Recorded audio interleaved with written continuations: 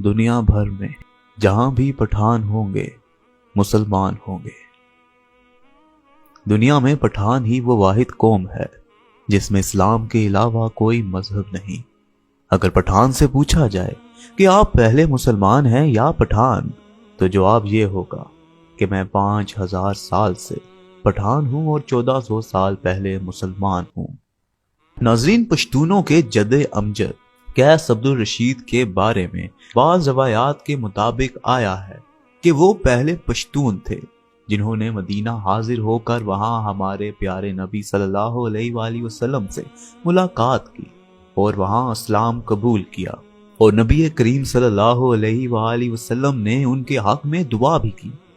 بعض روایات میں عصا عطا کرنے کا بھی ذکر آیا ہے۔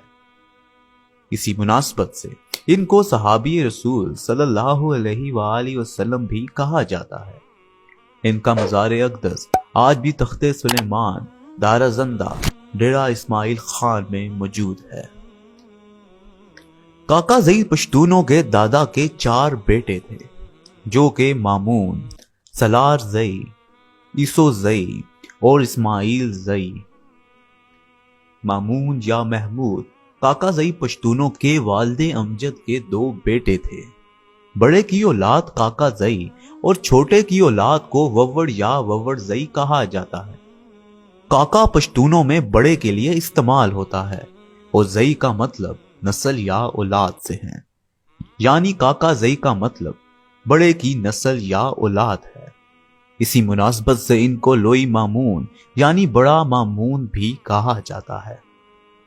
ووڑ پشتونوں میں چھوٹے کے لیے استعمال ہوتا ہے، یعنی ووڑ زئی کا مطلب چھوٹے کی نسل یا اولاد سے ہے۔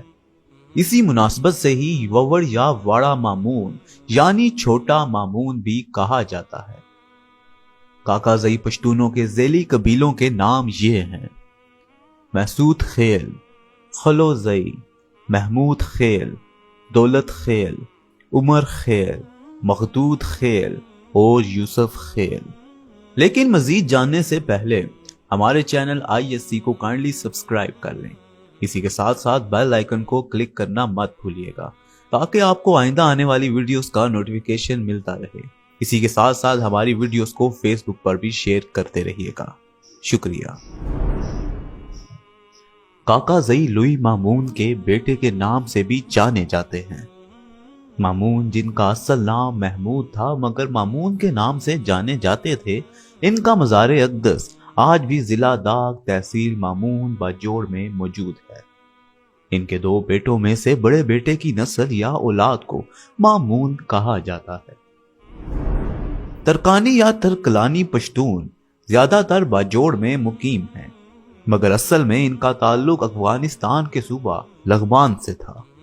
کاکا زئی پشتون بنیادی اور نسلی طور پر مامون کی اولاد اور ترکانی یا ترکلانی پشتون ہیں۔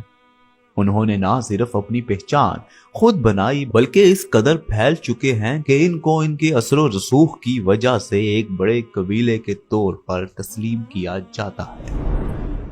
کاکا زئی یا لوئی مامون بنیادی اور نسلی طور پر سڑبن کی اولاد ترکانی یا ترکلانی پشتونوں میں سے ہیں، اور پشتونوں کی تاریخ کے موضوع پر لکھی کوئی بھی کتاب کاکا زئی پشتونوں کے جد امجد، سڑبن، خرشبون، کنڈ، خشی، ترکانی، ترکلانی، ترکانڑی یا مامون کے ذکر کے بغیر نامکمل ہے۔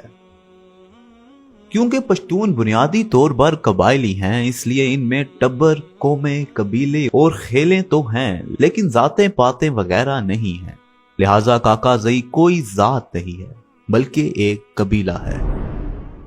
ناظرین، کاکا زئی پشتونوں کی جنگی میراث کا ذکر کرتے ہوئے پیر معظم شاہ نے اپنی کتاب تواریخ حافظ رحمت خانی میں یوسف زئیوں اور دالزگوں کے مابین باجوڑ کو فتح کرنے کے لیے ایک جنگ کے بارے میں لکھا ہے، جس میں کاکا زئی پشتونوں نے یوسف زئیوں کی جانب سے لڑتے ہوئے ملک ہیبوں پر تلوار کا پہلا وار پائندہ کاکا زئی ترکلانی نے کیا، لیکن آخرکار برہان کاکا زئی ترکلانی کی تلوار کے وار نے ان کا سر قلم کر دیا اور باجوڑ کو فتح کر لیا۔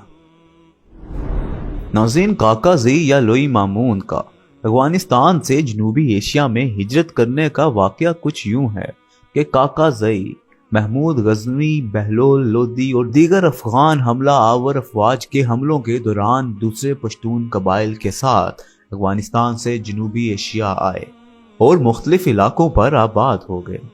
وہ پنجاب میں 1121 عیسوی سے بھی پہلے کے آباد ہیں۔ حملہ آور فوج کے لیے پنجاب اور دیگر مفتوحہ علاقوں میں ریسٹ ہاؤسز، چھاونیاں، نو آبادیاں اور سرحدی چوکیاں قائم کی گئی، جو خطے کی چیزوں اور امور پر نگاہ رکھنے کے ساتھ ساتھ کسی بھی نئی معلومات جیسے کہ حریف یا سلطنت کی ممکنہ کمزوری وغیرہ کے حصول اور آمد و رفت پر نظر رکھنے، منکوحہ علاقوں کو اپنے زیر انتظام رکھنے اور ہر قسم کی شورش کی روک تھام اور مستقبل کے حملوں کی تیاری وغیرہ کے لیے استعمال ہوتی تھی۔ رفتہ رفتہ بہت سے افسران اور اہلکار اپنے اہل خانہ کے ہمراہ وہاں پر مستقل طور پر آباد ہو گئے۔ اس کے علاوہ جیسا کہ خیبر پختونخوا اور افغانستان کے پشتون بیلٹ کے زیادہ تر علاقوں کے بارے میں آج بھی یہ حقیقت ہے کہ زمین اکثر بنجر اور وسائل کی کمی کا شکار ہے، لہٰذا صرف ایک محدود آبادی کی حد تک میزبانی کرنے کی اہلیت رکھتی ہے، اس لیے وہاں کم آبادی ہوتی ہے، اور ایک بار جب کسی آبادی یا قبیلے کی تعداد ایک خاص حد سے تجاوز کر جاتی ہے تو وہ اکثر مشرق کے زیادہ تر علاقوں مثلاً سندھ، پنجاب، کشمیر وغیرہ کا رخ کرتے ہیں، یا پیداواری یا زرعی عرضی کی تلاش میں دوسرے قبائل انہیں باہر دھکیل دیتے ہیں۔ مشرقی پنجاب میں سیالکوٹ، فیصل آباد، وزیر آباد اور لاہور وغیرہ کے نواحی علاقوں کی سرزمین زرعی اعتبار سے بہت زرخیز اور نفع بخش ہے، اسی لیے ان علاقوں میں پشتون خاندان ایک تسلسل کے ساتھ رہتے ہیں اور حکمرانی بھی کرتے ہیں، جن میں سے بہت سے کاکا زئی اور دیگر برقی اور نیازی پشتون ہیں۔ برصغیر پاک و ہند یا برطانوی بھارت کے شہر جلندر اور گرداسپور کے ضلع میں آباد تھے، جہاں انہوں نے 9 آبادیات قائم کی تھی۔ مشرقی پنجاب ہندوستان کے گرداسپور سے تعلق رکھنے والا ایک بڑا کاکا زئی گروپ 12 گاؤں میں آباد تھا، جن میں سے بابل چک، فیض اللہ چک، ست کوہیا یا ست کوہا اور وزیر چک شامل ہیں۔